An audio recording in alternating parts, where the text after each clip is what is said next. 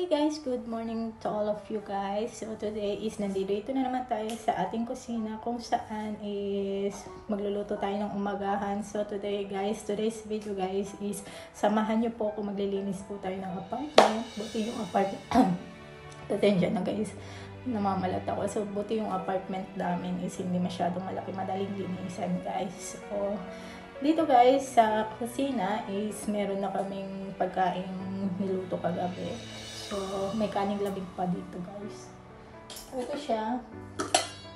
Taran, may kaning lamig pa. So, itong magahan namin, kapainit ko na lang. Tapos, may chicken pa dun sa ref. So, ayun yung kakainin namin ngayon. So, samahan nyo ako maglinis. First, ang gagawin ko muna is kumain ng umagahan. So, today, guys, maglalaba tayo at maglilinis tayo ng apartment. Kasi yung floor is parang malagkit na. Parang malagkit na ba siya. So, hindi ako masyadong everyday naglilinis guys kasi dalawa lang naman kami dito at wala naman kaming anak, wala namang bata rito. So, hindi masyadong makalat. Maalikabok lang siya guys. So, mag-start na tayong magluto. Kumakakantagutin na ako. So, ngayon guys is maglalaba na tayo. So, ito yung mga labahan natin guys. So, binubukod ko yung may kulay, di color. Kasi nung naglaba ko, nung minix ko yung white sa ganitong may mga kulay is yung white nag-ibang kulay niya. Nasirang kulay niya guys. So, unahin muna natin itong decolor guys. Bali itong washing machine na to guys is automatic siya. Hindi mo na kailangang isampay sa labas yung damit mo kasi wala namang sampayan. So, ano na siya, with dryer na siya. So, maganda yung washing machine na ganito guys. Kaso, maano rin sa kuryente. Hindi, kasi yung bill na nakuha namin ngayon guys is 54 ata. Ano pa yung ingay nung tricycles ay yung motor sa labas. So, ang bill namin ngayon guys is 54. Mga ilang days lang ata siya. Mga 15 days or mga 15 days or 14 days lang ata siya, kaya ganun yung bill namin. Pero itong end of month is hindi na natin alam kung magkano yung babayaran natin kuryente. So, ang alam ko lang ata dito guys, mura lang ata yung kuryente nila dito. Yung mura lang ata yung binabayaran nila dito guys. So, yan na, nakalagay na sa loob. So, chinek ko lahat kung may kailangan pang labhang decolor na damit para isahan na lang. So, ganyan na siya. So, ito yung mga white. So, ito yung gagamitin natin, guys. Ito yung ginagamit namin Downy. Meron pa siya rito, guys, kaso extra to. So, ito kasi, guys, paubos na siya. At ito yung sabon na ginagamit.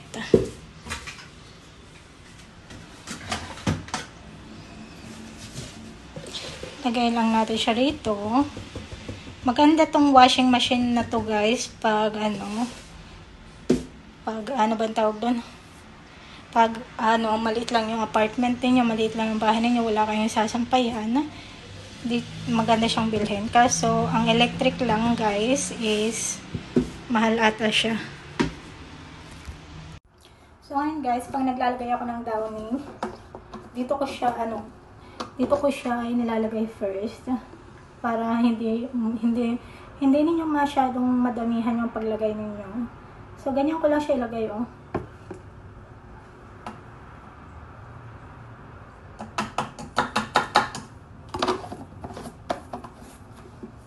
Bango niya.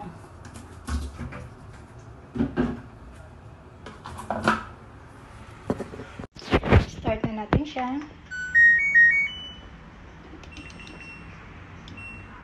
So, ayan na guys, naglilinis na ako.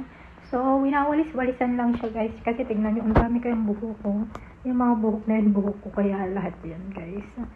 So, nalinisan ko na yung banyo. Yan, malinis na siya. Ganito pala yung floor namin guys. So, itong floor na to is hindi siya pwede sa tubig. So, ang ano lang siya, may kaibahan siya guys. So, itong wood na to guys is hindi siya pwede nababasa-basa, ganyan-ganyan. Dito naman guys is hindi naman katulad sa Pilipinas na pwedeng nababasa yung mga floor ninyo kasi maraming po pasok sa bahay ninyo ng ibang tao, di ba? So dito guys, dalawa lang kami. So ayan, so lalabahan ko yung mga comforter na yan, yung mga blanket na yan. So ito guys, bale ang wood na to guys is pang tubig talaga siya guys. So dito, kasi dito yung kusina, so yung floor is nababasa, minsan natatalis ka ng tubig. At pag naglalaba, ayan pala yung washing machine namin guys. Kaya iba yung wood style niya dito guys. So start na ulit tayo maglinis.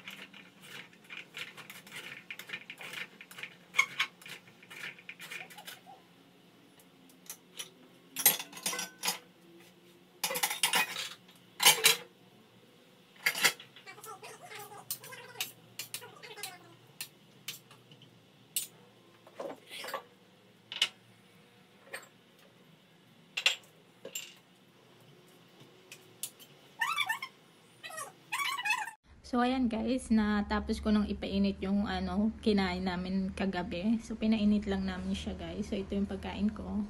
So ayan. So pag kumakain ako guys, nagkakamay ako.